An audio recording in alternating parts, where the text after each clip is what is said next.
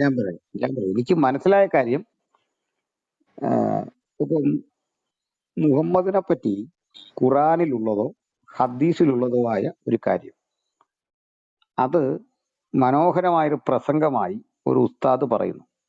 M Akbar സാഹിബോ അല്ലെങ്കിൽ അങ്ങനെ ഒരാൾ പറയുന്നു. മൗലവി എങ്ങനെയാണല്ലോ നമ്മൾ ഈ മുജാഹിദുകളിൽ നിന്ന് വരുന്ന ലീഡേഴ്സിനെ പറയുന്നത്. ഇപ്പോൾ ഒരു മൗലവി അത് പ്രസംഗിക്കുന്നു, അതല്ലെങ്കിൽ ഒരു ഉസ്താദ് ഇപ്പുറത്ത് സുന്നി ഭാഗത്തുനിന്ന് പ്രസംഗിക്കുന്നു. ഇപ്പം ഞങ്ങൾക്കിതൊരു പുതുമയാണ്. ഞങ്ങളൊരു മഹാരഥനിൽ മാന്യനെന്ന് കാണുന്ന ഒരാളിൽ കാണാൻ കഴിയാത്ത കാര്യങ്ങളാണ്. ഞങ്ങളത് മാന്യതയായിട്ട് കാണുന്നില്ല. ആ, കാരണം ഈ സൈനവ് വിഷയമാണെങ്കിലും നിങ്ങൾക്കറിയാത്തതുകൊണ്ട് അങ്ങോട്ട് പോകുന്നില്ല, അറിയാവുന്നതായതുകൊണ്ട്. ഹഫ്സയുടെ വിഷയം, മാര്യത്തിന്റെ വിഷയമാണെങ്കിലും ആയിഷ വിവാഹമാണെങ്കിലും ഇങ്ങനെയൊക്കെയുള്ള, പിന്നെ അദ്ദേഹത്തിന്റെ ജീവിതത്തെ ആകെ കൂടി എടുത്താൽ ഈ പറയുന്ന പാട്ട് പോലൊക്കെ പാടി അത് ശ്രേഷ്ഠമാണെന്ന് പറയുന്നത് ഞങ്ങൾക്ക് ശ്രേഷ്ഠമാണെന്ന് തോന്നുന്നില്ല. അത് ഞങ്ങൾ എടുത്തു പറയുന്നത് സെയിം വേർഡ്, സെയിം വചനം, സെയിം ഹദീസ് നമ്പർ എടുത്തു പറയുന്നു. ഇതേ ഞങ്ങൾ ചെയ്യുന്നുള്ളൂ.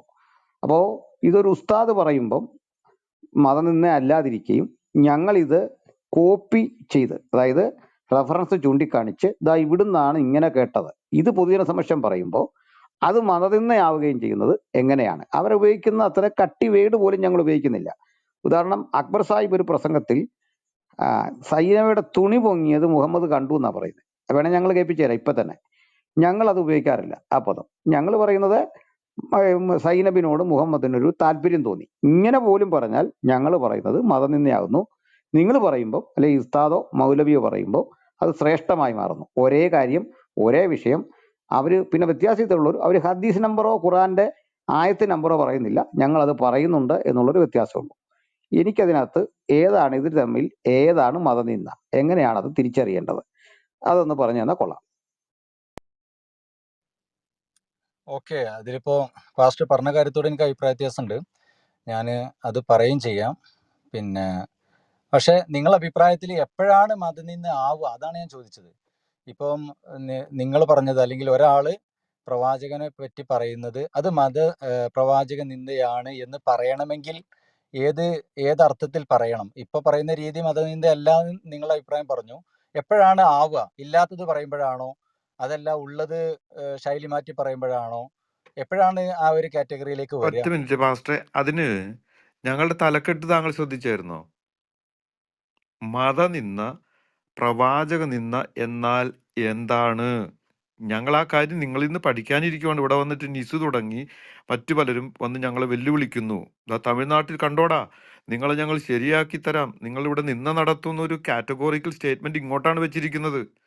അപ്പം ഞങ്ങൾ ഉലമാക്കളെ വിളിക്കുന്നു, നിങ്ങളെപ്പോലുള്ള ആൾക്കാരെയും സാധാരണ ജനങ്ങളെയും വിളിച്ച് ചോദിക്കുന്നു, എന്താണ് മതനിന്ന? കൊടിത്തോട്ടം പാസ്റ്റ് പറഞ്ഞല്ലോ ഒരു കാര്യം. ഇനിയിപ്പോൾ നജീബിന്റെ എക്സ്പ്ലനേഷൻ കേൾക്കാനാണ് ഞങ്ങൾക്ക് താല്പര്യം. ഡെഫിനിഷൻ ഞങ്ങളോട് ചോദിച്ചിട്ട് കാര്യമില്ലല്ലോ. നിങ്ങൾ കൊടിത്തോട്ടം പാസ്റ്റ് എക്സാമ്പിൾസ് പറഞ്ഞു തന്നു. പിന്നെ ഞങ്ങൾക്ക് ഇവിടെ ത്രെട്ടുകൾ വരുന്നു, നിങ്ങളെ ഞങ്ങൾ പൂട്ടിക്കും. ഒരുത്തൻ ഹിന്ദി വന്നിട്ട് പറഞ്ഞു നിങ്ങളുടെ ക്രിസ്തീയ മതം നശിച്ചു, ക്രിസ്തു നശിച്ചു, നിങ്ങൾ നേരം കളയുന്ന എന്തിനാണെന്ന് ഹിന്ദിയിൽ വന്ന് ഒരുത്തൻ പറഞ്ഞു. ഞങ്ങൾക്ക് ഇവിടെ ജീവിക്കണ്ടേ സുഹൃത്തെ? അപ്പം ഞങ്ങൾക്കിത് പഠിക്കണമല്ലോ. ഇത് തന്നെയല്ല, ഇസ്ലാം നല്ലൊരു മതമാണെങ്കിൽ അത് അങ്ങോട്ട് സ്വീകരിച്ചേക്കാന്ന് ഞങ്ങൾ വിചാരിച്ചിരിക്കാന്നേ. അപ്പോൾ മതം നിന്ന എങ്ങനെയാണ്? തലക്കെട്ട് കണ്ടല്ലോ, അപ്പൊ അതിനൊന്ന് പ്രതികരിച്ചു ഉള്ളൂ പ്ലീസ്. അല്ല, അത് ഈ ഹെഡിങ് കണ്ടപ്പോ, ഈ തലക്കെട്ട് കണ്ടപ്പോ എനിക്ക് പ്രതികരിക്കാൻ ഒരു താല്പര്യം വന്നു. അത് ഞാൻ പ്രതികരിക്കാൻ നിൽക്കുകയാണ്. എന്റെ അഭിപ്രായം ഞാൻ പറയാൻ അതങ്ങ് പറഞ്ഞോളൂ എന്താ പറയാ, സുഹൃത്തെ. അപ്പൊ പിന്നെ അത് കഴിഞ്ഞ് നമുക്ക് പിന്നെ ചോദ്യം ചോദിക്കാലോ. അല്ല, അത് പറയുന്നതിന് മുന്നേ ആയിട്ട് ഞാൻ നിങ്ങൾ മനസ്സിലാക്കിയത് എന്താണെന്ന് വെച്ചാൽ, നിങ്ങൾക്ക് ഞങ്ങൾ ഓപ്പൺ പറയാൻ മൈൻഡഡ് ആണ്. ബുദ്ധിമുട്ടുണ്ടെങ്കിൽ പറയണ്ട. നിങ്ങൾ നമുക്ക് ഡിസ്കസ് ചെയ്യാം. നിങ്ങളുടെ ഒരു അഭിപ്രായം പറഞ്ഞു തരൂ. എന്നാലൊന്ന് പറയൂ. അല്ല, അത് ഞാൻ പറയാം. നിങ്ങൾക്ക് പറയാൻ ബുദ്ധിമുട്ടുണ്ടെങ്കിൽ പറയണ്ട. ബുദ്ധിമുട്ടുണ്ടെന്ന് പറഞ്ഞാൽ മതി. ബുദ്ധിമുട്ടല്ലെന്നേ, ഞാൻ പറയാം. ഞങ്ങളുടെ ക്വസ്റ്റ്യൻ എന്താണ്? ബുദ്ധിമുട്ടില്ലെങ്കിൽ ഒന്ന് പറഞ്ഞാൽ എനിക്ക് സന്തോഷം, ഇവിടെ അത്രേ ഉള്ളൂ. ഞാൻ ബുദ്ധിമുട്ടിന്റെയോ പറയാം. ബുദ്ധിമുട്ടില്ലായ്മയുടെ കാര്യമല്ല. ഇവിടെ തലക്കെട്ട് ഒരു എന്താണ്? നിമിഷം ഒരു നിമിഷം പറയാം. അതായത് മുഹമ്മദിന്റെയോ അല്ലെങ്കിൽ അള്ളാഹുവിന്റെയോ അങ്ങനെയുള്ള ഏതെങ്കിലും കൃഷ്ണന്റെയോ അല്ലെ ഏത് ബുദ്ധന്റെയോ പേരിൽ റഫറൻസ് ഇല്ലാതെ അവര് ചെയ്യാത്തൊരു കാര്യം ചെയ്തു എന്ന് പറഞ്ഞ് ആക്ഷേപിച്ചാൽ അത് മതനിന്ദയാണ്.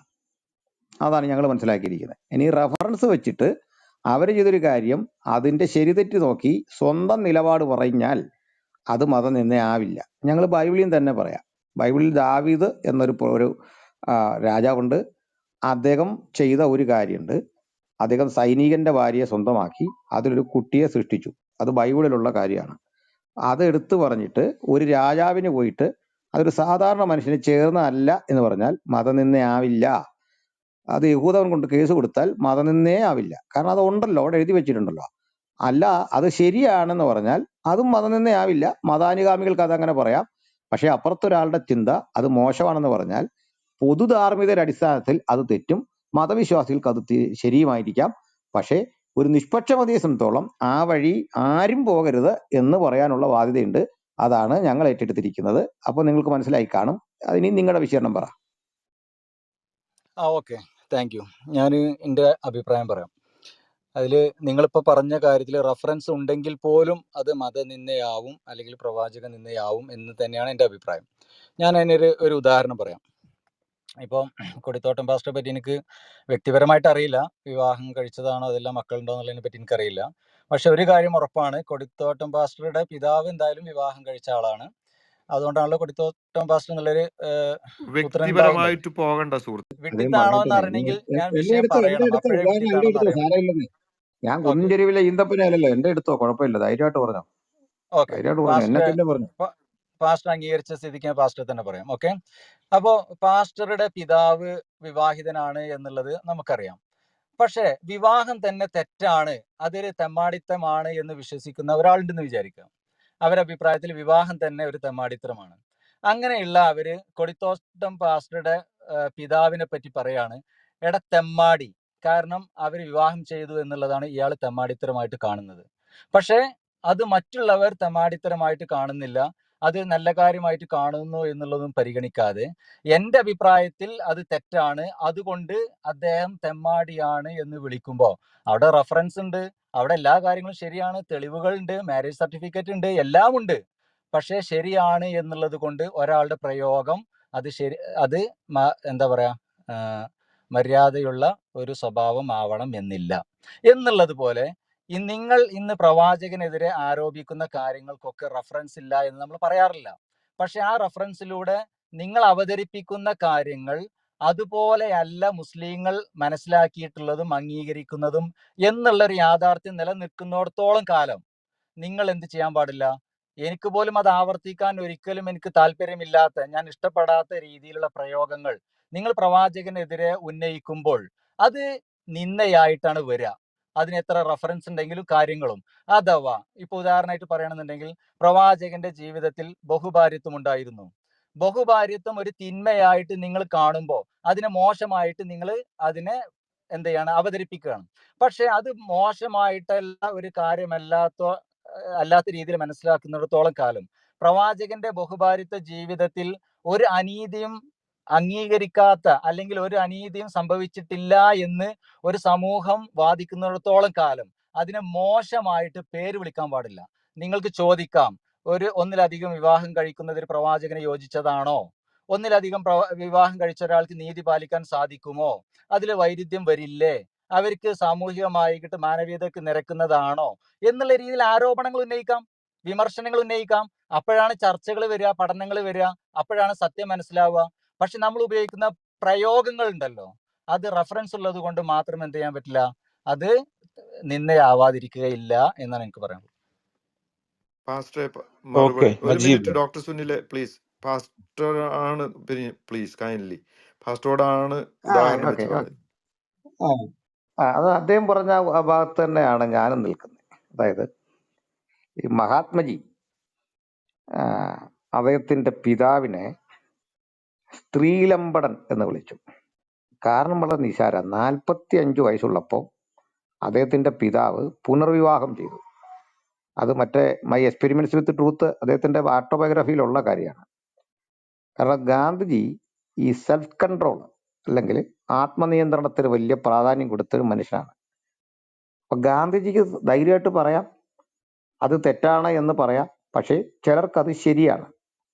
ഇനി ഇത് രണ്ടും വെച്ചിട്ട് പൊതുസമൂഹം അംഗീകരിച്ചത് ഗാന്ധിജിയിലെ മാതൃകയാണോ അദ്ദേഹത്തിന്റെ പിതാവിലെ മാതൃകയാണോ പൊതുസമൂഹം റെസ്പെക്ട് ചെയ്തത്?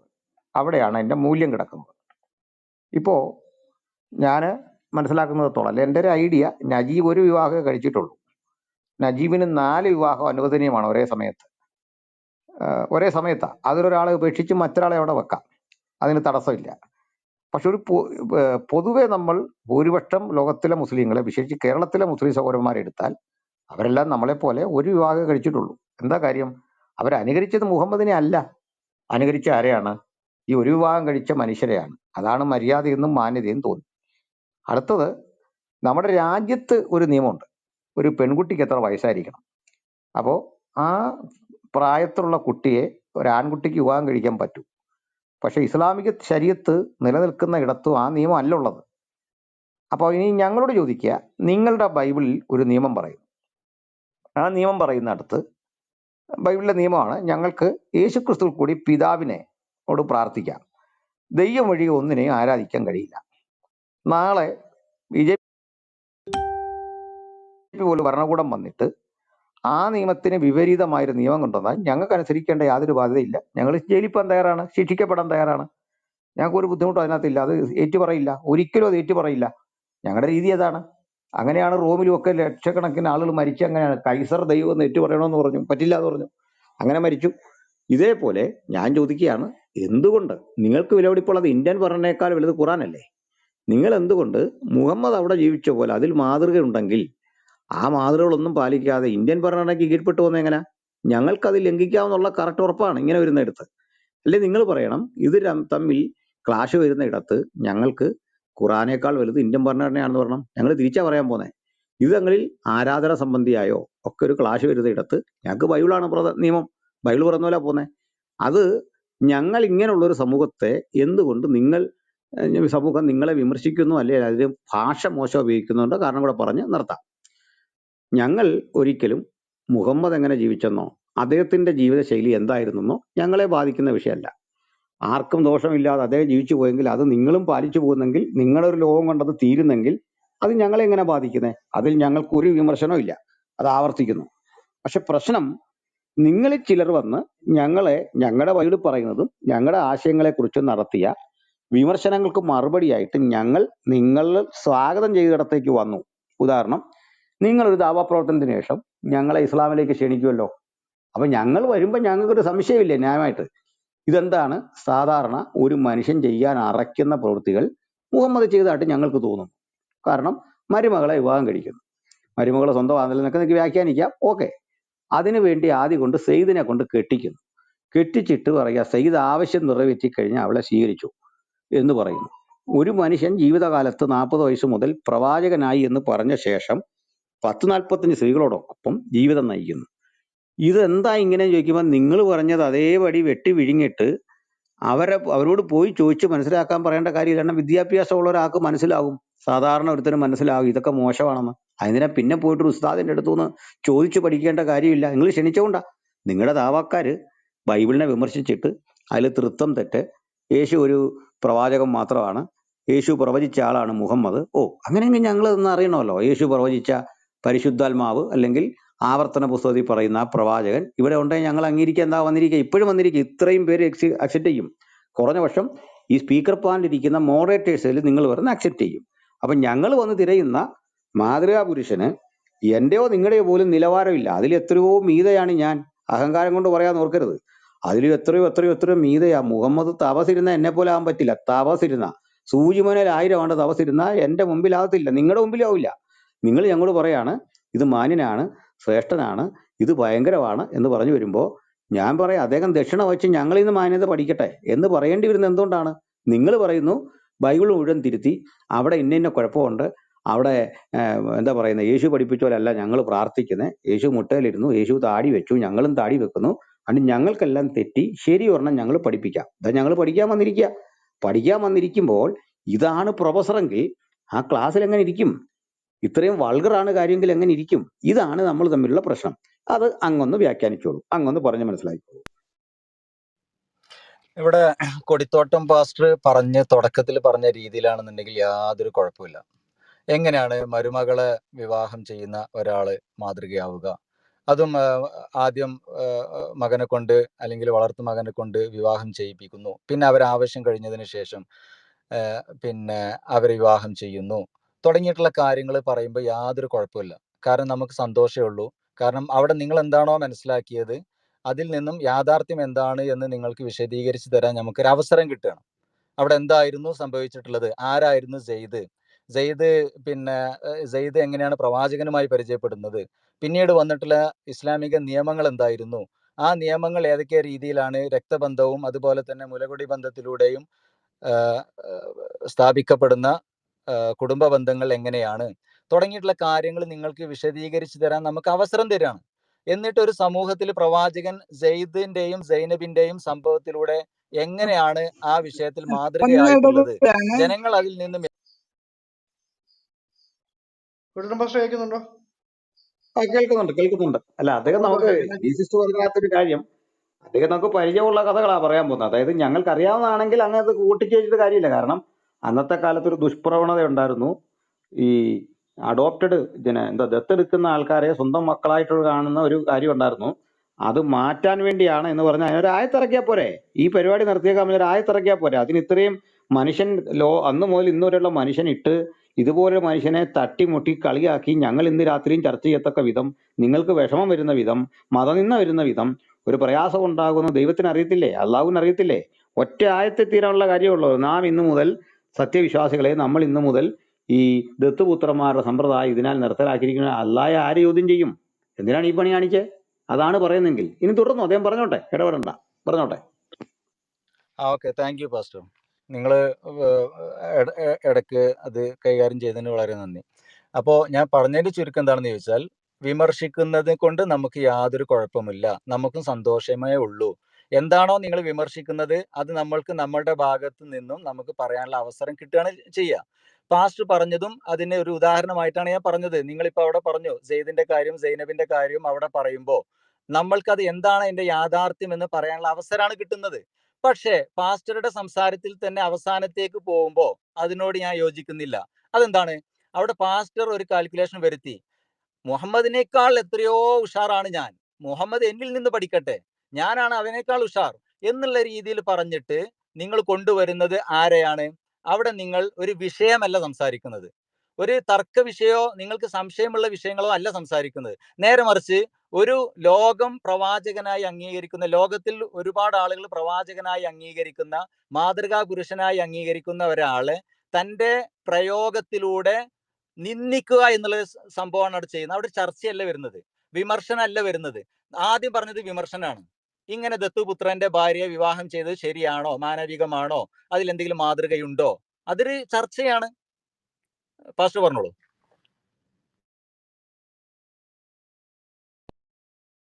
സാർ, അതല്ല വിഷയം. ഞാന് ഗുജറാത്ത് സന്ദർശിച്ച ഇടത്ത് ഈ ഗോഡ്സയുടെ ക്ഷേത്രം കണ്ട ആളാണ്. അമ്പരന്ന് പോയി. മഹാത്മജിയെ കൊന്ന ഗോഡ്സയുടെ ക്ഷേത്രം നേരിട്ട് കണ്ട് അമ്പരന്ന് പോയി. അവിടെ ഗോഡ്സേക്ക് വർഷിപ്പേഴ്സ് ഉണ്ട് ഇഷ്ടം പോലെ. ഇവിടെ ഗോഡ്സേക്ക് എതിരെ പറഞ്ഞാൽ അവിടെ അത് മതനിന്ദയാവും. പക്ഷെ എനിക്ക് ഗോഡ്സയുടെ മനുഷ്യരെ കണ്ടിട്ടും പറയേണ്ടി വരും, ഗോഡ്സേക്കാൾ ഞാനാണ് മാന്യൻ, എൻ്റെ കാൽക്കൽ വീഴാൻ അവനോട് പറയേണ്ടി വരും. അതെങ്ങനെ മതനിന്ദയാകും? ഇതേ അവസ്ഥയാണ് താങ്കൾ മുഹമ്മദിനെ കുറിച്ച് സൂചിപ്പിച്ചപ്പോഴും വരുന്നത്. അത് മനഃപൂർവ്വമല്ല. മുഹമ്മദിലുള്ളതിനേക്കാൾ 100 മാതൃക എന്നിലുണ്ട്. അത് ഉറപ്പായ കാര്യം. എൻ്റെ കോൺഫിഡൻസ് ആണ് പങ്കിട്ടെ, ധൈര്യമാണ് പങ്കിട്ടെ, എൻ്റെ ആത്മാർത്ഥയാണ് പങ്കിട്ടെ. അവിടെ കളിയാക്കിയതല്ല. മുഹമ്മദിനെ അനുകരിച്ചാൽ പ്രിയ നജീബ് ജയിലിൽ പോവും. ഇന്ന് മുഹമ്മദ് ചെയ്ത ഏതെങ്കിലും ചെയ്ത് ഇന്ത്യ മഹാരാജ്യത്ത് ആവർത്തിച്ചാൽ നിങ്ങളെ ജയിലിലിടും. അദ്ദേഹം ചെയ്ത ഏതെങ്കിലും പ്രവൃത്തി ന്യായീകരിക്കാൻ പറ്റിയ ഒരു പ്രവൃത്തിയില്ല. അതിന് ആളുകൾ ബഹുമാനിച്ചു എന്നതൊരു കാരണമല്ല. കാരണം ഗോഡ്സയുടെ ആൾക്കാർ അദ്ദേഹത്തെ ബഹുമാനിക്കുന്നു, സവർക്കറുടെ ആൾക്കാർ അദ്ദേഹത്തെ ബഹുമാനിക്കുന്നു. ഗാന്ധിജിയുടെ ചിത്രത്തിന്റെ തൊട്ട് പുറകിൽ കൊണ്ട് സവർക്കറുടെ ചിത്രം വെച്ചിരിക്കുന്ന ഒരു രാജ്യത്താണ് നമ്മൾ നിൽക്കുന്നത്. ഗാന്ധിജിയെ, എനിക്ക് രാമനോടും ഇതേ ബഹുമാനം ഇല്ല. തുറന്നു പറഞ്ഞ ആൾക്കാർ ബഹുമാനിക്കുന്ന ആളാണ് രാമൻ. ഞാൻ കണ്ട വ്യക്തിയാണ് രാമനെങ്കിൽ ആ ബഹുമാനം കൊടുക്കാൻ ഒരു അർഹത എനിക്ക് തോന്നുന്നില്ല പ്രത്യേകിച്ച്. ഇത്രേ ഉള്ളൂ. എൻ്റെ സഹോദരൻ വർഷിപ്പ് ചെയ്യുന്നുണ്ട്, അതുകൊണ്ട് അത് ഓക്കെ, അത് നടക്കട്ടെ. പക്ഷെ ഇതെന്തോ മൂല്യമാണെന്ന് പറഞ്ഞു വന്നാൽ അത് എഗ്രി ചെയ്യാൻ പറ്റില്ല. കാരണം എന്താ, നമ്മൾ കണ്ടത് മുഴുവൻ അത് നമ്മൾ അദ്ദേഹത്തിലും കാണുന്നുണ്ട്. ക്രൂരതയും ഭീകരതയും ഒക്കെ കാണുന്നുണ്ട്. അതിനെ അക്സെപ്റ്റ് ചെയ്ത് പോവുക എന്നുള്ളത് ഒരു പരിഷ്കൃത ബോധമുള്ള മനുഷ്യന് കഴിയില്ല. അത് മറ്റൊരാൾ വർഷിപ്പ് ചെയ്തു എന്നതുകൊണ്ട് അത് പരിശുദ്ധമാകണമെന്നില്ല. ലോജിക്കാണ് ഇവിടെ സംസാരിക്കേണ്ടത്. നമ്മുടെ സാമാന്യ ബുദ്ധി, സാധാരണ ബുദ്ധി, ആ ബുദ്ധിക്കനുസരിച്ച് എന്താണ് നിങ്ങൾ ഈ കണ്ട മാന്യതയും മാതൃകയും? ഞങ്ങളോട് സംസാരിക്കുന്നവരെല്ലാം പറയുന്നത് കോടിക്കണക്കിന് മനുഷ്യർ ബഹുമാനിക്കുന്നു, ആരാധിക്കുന്നു. അതെനിക്ക് ഒരു കാര്യമില്ല. അതിനകത്ത് എന്നെ ബാധിക്കുന്ന കാര്യമില്ല. കോടിക്കണക്കിനല്ല, ഇനി 99.9% ലോക മനുഷ്യർ മുഴുവൻ ഇങ്ങനെ ബഹുമാനിച്ചാലും എനിക്ക് പ്രത്യേകിച്ച് ബഹുമാനം വരത്തില്ല. അതിന്റെ കാരണം നിങ്ങൾക്കും എനിക്കും ബുദ്ധി തരുന്ന ദൈവം തരുന്ന വിവേകവും ജ്ഞാനവും അനുസരിച്ച് ചിന്ത രൂപപ്പെടുത്താൻ കഴിയൂ. അങ്ങനെ ഞങ്ങൾ പറയുന്നേ, അല്ലാതെ വേറെ വൈരാഗ്യമല്ല.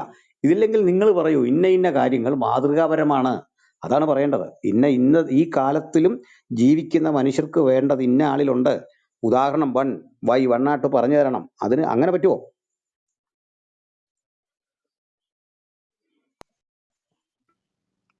നജീബ് ഓക്കെ മറുപടി പറഞ്ഞോളൂ. ഓക്കെ. പിന്നെ പാസ്റ്റർ പറഞ്ഞതിലുള്ള 2 മിസ്റ്റേക്കുകൾ ഞാൻ പറഞ്ഞുതരാം. ഒന്നാമതായിട്ട്, ഒന്ന്, ഇന്ന് മുഹമ്മദ് ചെയ്ത ഒരു കാര്യം ഇന്ന് ചെയ്യുകയാണെന്നുണ്ടെങ്കിൽ ജയിലിൽ പോകും എന്ന് പറഞ്ഞു. അതൊരു ലോജിക്കാണോ എന്നുള്ളത് നിങ്ങൾ ആദ്യം പറയാം. ഉദാഹരണമായിട്ട്, ഇപ്പോൾ ഇന്ന് ഒരാള് ഒരു സ്ത്രീയെ വിവാഹം കഴിക്കുന്നത് ഒരു 20ാമത്തെ വയസ്സിലാണെന്ന് വിചാരിക്കാം. കൊടിത്തോട്ടം പാസ്റ്റർ വിവാഹം കഴിക്കുന്ന സമയത്ത് ഭാര്യയ്ക്ക് 20 വയസ്സാണ് എന്നുണ്ടെങ്കിൽ, ഇനി ഒരു 40 വർഷം കഴിഞ്ഞിട്ട് 25 വയസ്സിന്റെ താഴെ വിവാഹം കഴിക്കുന്ന ആളുകൾ ജയിലിൽ പോകുമെന്നുണ്ടെങ്കിൽ അവിടെ കൊടിത്തോട്ടം പാസ്റ്റർ ചെയ്ത് തെറ്റായിട്ട് വരുന്നുണ്ടോ? ഇല്ല. അവിടെ കൊടിത്തോട്ടം പാസ്റ്റർ ചെയ്തത് ഇന്ന് ചെയ്യുകയാണെങ്കിൽ ജയിലിൽ പോകും എന്നുള്ള ഒരു കാരണത്താൽ അന്ന് ചെയ്തത് തെറ്റാണ് എന്ന് വരുന്നില്ല. നേരെ മറിച്ച് മാന്യതയുള്ള ആളുകൾ ചർച്ച ചെയ്യുക എന്താണെന്ന് ചോദിച്ചാൽ, അന്നത്തെ വിവാഹത്തിലൂടെ എന്തെങ്കിലും മാനവികതയ്ക്ക് നിരക്കാത്ത വല്ല സംഭവം ഉണ്ടായിട്ടുണ്ടോ? ആ സ്ത്രീക്കോ ആ കുടുംബത്തിനോ ആ സമൂഹത്തിനോ എന്തെങ്കിലും ദോഷം സംഭവിച്ചിട്ടുണ്ടോ? അതിൽ എന്തെങ്കിലും അനീതി സംഭവിച്ചിട്ടുണ്ടോ? അതിന്റെ അടിസ്ഥാനത്തിലാണ് നമ്മൾ അതിന്റെ ശരിയും തെറ്റും നോക്കേണ്ടത്. അല്ലാതെ ഇന്ന് ജയിലിൽ പോകൂല എന്നുള്ളതിന്റെ അടിസ്ഥാനത്തിലല്ല. അത് നിങ്ങൾ വെച്ചിട്ടുള്ള സ്കെയിലിന്റെ ഒന്നാമത്തെ തെറ്റ്. രണ്ടാമത്തെ ഒരു കാര്യം എന്ന് പറഞ്ഞാല്, നിങ്ങൾ ഒരു നിന്ദയാവുക എന്ന് പറഞ്ഞാൽ, ഇപ്പോൾ ഒരു വലിയൊരു കുറ്റവാളി, ആ കുറ്റവാളിക്ക് ഒരുപാട് ഫോളോവേഴ്സ് ഉണ്ട് എന്നുള്ളത് കൊണ്ട് നമ്മൾ അവരെ ബഹുമാനിക്കണം എന്നില്ല. പക്ഷേ അവർ കുറ്റവാളി അല്ല, അവർ ചെയ്തിട്ടില്ല എന്നാണ് അവർ വാദിക്കുന്നത് എന്നുണ്ടെങ്കിൽ നമ്മൾ എടുക്കേണ്ടത്, അറ്റൻഡ് ചെയ്യേണ്ടത് എന്താണെന്ന് ചോദിച്ചാൽ, അവർക്ക് അവരുടെ വാദങ്ങളുടെ ശരിയും തെറ്റുമാണ് ആദ്യം നോക്കേണ്ടത്. ഇന്ന് നിങ്ങൾ പ്രവാചകനെ പറ്റി മോശമായിട്ട് ഓരോരോ കാര്യങ്ങൾ ദിവസവും അവതരിപ്പിക്കുമ്പോൾ ഒന്നാമത്തെ പോയിന്റ് എന്താണെന്ന് വെച്ചാൽ, അത് അംഗീകരിക്കുന്ന ഒരു അവസ്ഥ ഇപ്പുറത്ത് വേണം. ഒന്നാമത് നിങ്ങൾ അതിന്റെ ഫോളോവേഴ്സിനെ മോശക്കാരായിട്ട് കാണിക്കണമെന്നുണ്ടെങ്കിൽ. നേരെ മറിച്ച് ഉദാഹരണം പറയുകയാണെന്നുണ്ടെങ്കിൽ, ഇപ്പൊ നമ്മൾ സംസാരിച്ചതുപോലെ, ഇപ്പൊ നിങ്ങൾ ചോദിക്കാണ് പ്രവാചകന്റെ ജീവിതത്തിൽ എന്തെങ്കിലും മാതൃകയുണ്ടോ? പ്രവാചകന്റെ ജീവിതത്തിൽ മാതൃകകൾ മാത്രമേ ഉള്ളൂ. ഇനി അതിലിപ്പോ നമ്മൾ സംസാരിച്ചതുപോലെ, ഇപ്പൊ പ്രവാചകന്റെ ജീവിതത്തിലെ വിവാഹ ജീവിതം, ആ വിവാഹ ജീവിതം ഒന്നിലധികം വിവാഹം ചെയ്തു എന്നുള്ളത് നിങ്ങൾ മോശമായിട്ട് അവതരിപ്പിക്കുമ്പോൾ, അവിടെ പ്രവാചകന്റെ ജീവിതത്തിൽ എന്താണ് മോശം എന്ന് പറഞ്ഞതിന് ശേഷം മാത്രം നിങ്ങൾ അതിനെ മോശമായിട്ട് മറ്റുള്ള സ്ഥാനപ്പേരുകൾ കൊടുത്തിട്ട് നിങ്ങൾ പറയാൻ പാടുള്ളൂ. അതാണ് മാന്യത.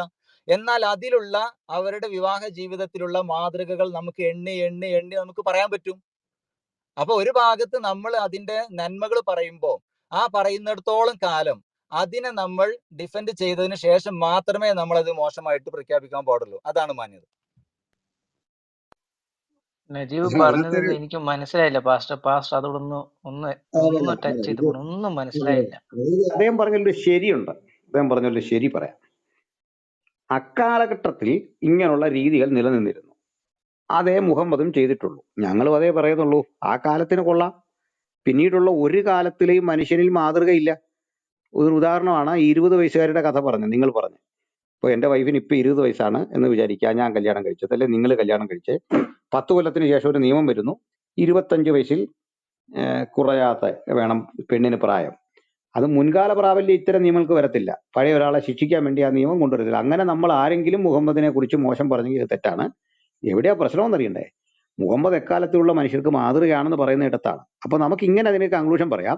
മുഹമ്മദിന്റെ വിവാഹങ്ങൾ, ഇനി മറ്റൊന്ന്, മുഹമ്മദിന്റെ ബഹുഭാര്യത്വം ഞങ്ങൾ വിമർശിച്ചിട്ടില്ല കേട്ടോ. ഞങ്ങൾക്ക് അതൊന്നൊരു വിമർശനമല്ല.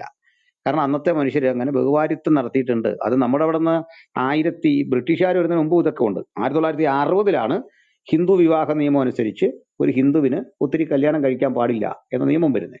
അതിനു മുമ്പുള്ള ഹിന്ദുവിനെ ശിക്ഷിക്കണമെന്നോ അത് ശരിയല്ലെന്നോ ഒന്നും ഇവിടെ പ്രഖ്യാപനമില്ല. മറിച്ച് അതിനു മുമ്പ് പാഞ്ചാലി വിവാഹം എന്നൊന്നുണ്ട്. ഒരു സ്ത്രീ 5 പേരെയൊക്കെ കല്യാണം കഴിക്കുന്നത്. ഇത് വെച്ചിട്ട് ഈ സ്ത്രീ മാതൃകയായിരുന്നു എന്ന് പറഞ്ഞാൽ അത് ഞങ്ങൾക്ക് വേണ്ട. ഇതേ പറയുന്നുള്ളൂ. നിങ്ങൾ പറഞ്ഞതിൽ ശരിയുണ്ട്. മുഹമ്മദ് അക്കാലഘട്ടത്തിലെ ജീവിതരീതിക്കനുസരിച്ച് ജീവിച്ച ഒരാൾ തന്നെയാണ്. അതാണെങ്കിൽ ശരി, അവിടെ തർക്കം വരുന്നില്ല. ഒരു ചർച്ചയ്ക്കും പിന്നെ അവിടെ യാതൊരു പ്രസക്തിയില്ല. നമുക്ക് തമ്മിൽ ഒരു തരത്തിലും അവിടെ ഡിബേറ്റിന് പ്രസക്തിയില്ല. പിന്നെ നിങ്ങൾ പറഞ്ഞു എണ്ണി എണ്ണി എണ്ണി പറയാം അവരുടെ വിവാഹ ജീവിതത്തിലെ ഇതൊക്കെ ഒരു മദ്രസ പഠനം അല്ലെങ്കിൽ ഉസ്താദുമാരുടെ പൊതുപ്രസംഗമാണ്. എണ്ണി എണ്ണി പറയുകയല്ല. ഞങ്ങള് മുഹമ്മദിന്റെ ജീവിത മാതൃക 10 പറയാമോ എന്ന് ചോദിച്ചു വലിയ ഡിബേറ്റ് ഇവിടെ നടത്തി ഒറ്റ കൊല്ലം. ഒരു 10 ഇതാ ഇന്നത് കൊള്ളാം, ഇന്നത് കൊള്ളാം, ഇന്നത് കൊള്ളാം. 10 ലാസ്റ്റ് പറയാനില്ലാഞ്ഞിട്ട് 5 ഞങ്ങൾ ചോദിച്ചു. അങ്ങേക്കും പറയാം ഇത് ഇന്നത്, ഇന്നത്തെ മനുഷ്യന് അനുകരിക്കാൻ കൊള്ളാവുന്നത്, മറ്റാരും പഠിപ്പിച്ചിട്ടില്ലാത്തത്, മറ്റു ഉലകത്തിൽ ആരും, അതാണുള്ള മൗലികം. അതായത് എനിക്ക് മുമ്പോ പിമ്പോ ആരും പഠിപ്പിച്ചിട്ടില്ലാത്ത ഏറ്റവും അനുകരണീയമായ 10 കാര്യം. പഠിപ്പിച്ചതല്ല, ജീവിതം കൊണ്ട് പ്രാവർത്തികമാക്കിയത്. പഠിപ്പിച്ച കേൾക്കണ്ട, ക്ലാസ് അല്ല പറയുന്നത്. ഇന്നോലെ ക്ലാസ് എടുത്തു, അല്ലെങ്കിൽ യേശു ക്ലാസ് എടുത്തു, അല്ലെങ്കിൽ സോക്രട്ടീസ് ക്ലാസ് എടുത്തു. ക്ലാസ് അവിടെ നിൽക്കട്ടെ, ക്ലാസ്സിനകത്തൊക്കെ മൂല്യമുണ്ട്, ക്ലാസ്സിന്റെ പരിഗണനയുണ്ട്. പക്ഷെ ജീവിതം കൊണ്ട് അദ്ദേഹം മനുഷ്യരാശിക്ക് ഇന്നത്തേക്ക് തന്ന എന്തെങ്കിലും 10 പാഠങ്ങൾ ജീവിതത്തിൽ നിന്ന്, അതാ ഞങ്ങൾ ചോദിക്കുന്നത്. ജീവിതത്തിൽ നിന്ന് വേണം, അത് കൃത്യം മനസ്സിലായി കാണും, അങ്ങേക്ക് മനസ്സിലായി കാണും, അങ്ങ് മാതൃക ഉണ്ടെന്ന് പറഞ്ഞുകൊണ്ടാ. അപ്പം ഞങ്ങൾ ഒരു കാര്യത്തിൽ താങ്കളോട് യോജിക്കുന്നു, മുഹമ്മദ് അന്ന് ജീവിച്ചത് അന്നത്തെ ഒരു സാധാരണ മനുഷ്യൻ ജീവിക്കുന്ന പോലാണ്. അപ്പൊ അതിൽ നമ്മൾ വിമർശിക്കേണ്ട. അന്നത്തെ അറിവുകേടുകളും അന്നത്തെ മനുഷ്യന്റെ കുറവുകളും ഒക്കെ ഉണ്ടായിരുന്നു, ഞങ്ങൾ വിമർശിക്കുന്നില്ല, അത് വിട്ടേക്ക്. അന്ന് മനുഷ്യൻ അതിലും മോശമായിട്ട് ജീവിച്ചു കാണും, അതുപോലെയും ജീവിച്ചു കാണും, അത് ഞങ്ങളും ഗൗരവത്തിലെടുക്കുന്നില്ല. അതുകൊണ്ട് നമുക്ക് ബാക്കിയിലേക്ക് പോവാം. അപ്പൊ ഇത് ഏതാണ്ട് മൂല്യമാണെന്നോ, അല്ലെങ്കിൽ പ്രായം ഇത്രയും അകലമുള്ള 2 മനുഷ്യരുടെ വിവാഹം 6 വയസ്സുള്ളപ്പോ അള്ളാഹ് തന്നാന്നൊക്കെയാ പറയുന്നത്, അവിടെ വേറൊരു വിഷയം. അള്ളാഹ് ഒരു പട്ടിൽ പൊതിഞ്ഞൊരു പെൺകുട്ടിയെ ദർശനം കാണിച്ചു എന്നൊക്കെയാണ് അതിൽ പറയുന്നത്. അതൊക്കെ വരുമ്പോൾ വിമർശനം വരും, അത് വേറൊരു കാര്യം. തൽക്കാലം അതും വിട്ടേക്ക്. ഇതൊന്ന് പറയൂ, എന്താണ് മുഹമ്മദിന്റെ ജീവിതത്തിൽ അദ്ദേഹം കാട്ടിത്തന്ന നമ്മുടെ മുമ്പിൽ എനിക്ക് നിങ്ങൾക്കും അനുകരിക്കാൻ പറ്റുന്നതും തനിക്ക് മുമ്പും പിമ്പും മറ്റാരും പഠിപ്പിച്ചിട്ടില്ലാത്തതും മൗലികവുമായ മാതൃക എന്ത്? മറ്റുള്ളവരുടെ ചർച്ചയിൽ ഇടപെടണേ, അദ്ദേഹത്തോട് സംസാരിക്കാം, ഞാൻ തന്നെ വേണ്ട, നമുക്ക് ചർച്ചയിലേക്ക് പോവാം. ഓക്കെ. എല്ലാവരും കൂടി ക്ഷണിച്ചിട്ട് കൂട്ടചർച്ച ആക്കണ്ട, നല്ല രീതിയിൽ പോയിക്കോട്ടെ. എന്തായിരുന്നാലും നിങ്ങളടുത്ത് വന്നിട്ടുള്ള അടിസ്ഥാനപരമായിട്ടുള്ള 2 തെറ്റുകൾ ഞാൻ ആദ്യം പറയാം. ഒന്ന്, അനുകരിക്കാവുന്ന മാതൃക എന്നുള്ള രീതിയിൽ നിങ്ങൾ മനസ്സിലാക്കിയിട്ടുള്ള ഒരു മിസ്റ്റേക്ക് എന്താണെന്ന് ചോദിച്ചാൽ, ഇപ്പോ നജീബ് ഓക്കെ, പിന്നെ കൊടിത്തോട്ടം പാസ്റ്റർ മനസ്സിലാക്കിയത് അന്ന് 1400 കൊല്ലം മുന്നേ ഉള്ള ഒരാളുടെ മാതൃക ഇന്ന് ഇപ്പം പ്രവാചകന്റെ മാതൃക വിവാഹം തന്നെ എടുക്കാം. വിവാഹത്തിൽ ഇപ്പം നജീബ് പ്രവാചകനെ മാതൃകയാക്കുകയാണ് എന്നുണ്ടെങ്കിൽ കൊടിത്തോട്ടം പാസ്റ്റർ മനസ്സിലാക്കിയ രീതിയിലാണെങ്കിൽ ഞാൻ എന്ത് ചെയ്യണം? ഞാൻ ആദ്യം വിവാഹം ചെയ്യേണ്ടത് എൻ്റെ 25-ാമത്തെ വയസ്സിൽ വിവാഹം ചെയ്യണം. അതും ആരെ വിവാഹം ചെയ്യണം? 40 വയസ്സുള്ള ഒരു സ്ത്രീയെ വിവാഹം ചെയ്യണം. എന്നിട്ട് അവര് മരണപ്പെടുന്നത് വരെ ഞാൻ മറ്റൊരു വിവാഹം ചെയ്യാൻ പാടില്ല. പിന്നെ അതിനുശേഷം ഞാൻ എന്ത് ചെയ്യണം? ഒരേ സമയത്ത് 2 വിവാഹം ആലോചിക്കണം. അതിൽ ഒരാൾ ആരായിരിക്കണം? ഒരാൾ പ്രായം വളരെ കുറഞ്ഞിട്ടുള്ള 6 വയസ്സ് ലെവലുള്ള ഒരു സ്ത്രീ ആയിരിക്കണം. മറ്റൊരാൾ ആരായിരിക്കണം? പ്രായം കൂടിയിട്ടുള്ള. ഇതാണ് കൊടിത്തോട്ടം പാസ്റ്റർ മാതൃക എന്നുള്ള രീതിയിൽ മനസ്സിലാക്കിയിട്ടുള്ളത്. എന്നാൽ ഒരു പ്രവാചകനെ പിന്തുടർന്നിട്ടുള്ള അനുചരന്മാരും ഇന്ന് സ്വീകരിച്ചു കൊണ്ടിരിക്കുന്ന മുസ്ലിങ്ങളും മനസ്സിലാക്കിയിട്ടുള്ള കാര്യം എന്താണ്? പ്രവാചകൻ വിവാഹം കഴിക്കുമ്പോഴും വിവാഹം കഴിച്ചിട്ട് ആ കുടുംബ ജീവിതത്തിലും പാലിച്ചിട്ടുള്ള സ്വഭാവങ്ങളും മര്യാദകളും നീതിയും ആണ് നമ്മൾ മാതൃകയായിട്ട് കാണുന്നത്. ആ രീതിയിൽ നോക്കുകയാണെന്നുണ്ടെങ്കിൽ അന്ന് പ്രവാചകൻ ചെയ്തിട്ടുള്ള ഏതെങ്കിലും ഒരു കാര്യം ഏതെങ്കിലും ഒരു കാലത്ത് ചെയ്യാൻ പറ്റാത്തതായിട്ട് എന്തെങ്കിലും ഉണ്ടോ? അത് മാനവികതയ്ക്ക് നിരക്കാത്തതാണ് എന്ന് പറയാവുന്ന എന്തെങ്കിലും കാര്യമുണ്ടോ? അതിൽ നിങ്ങൾക്ക് ഒന്നും പറയാൻ കഴിയില്ല എന്നുള്ളതാണ് നമ്മൾ പറയുന്ന പോയിന്റ്.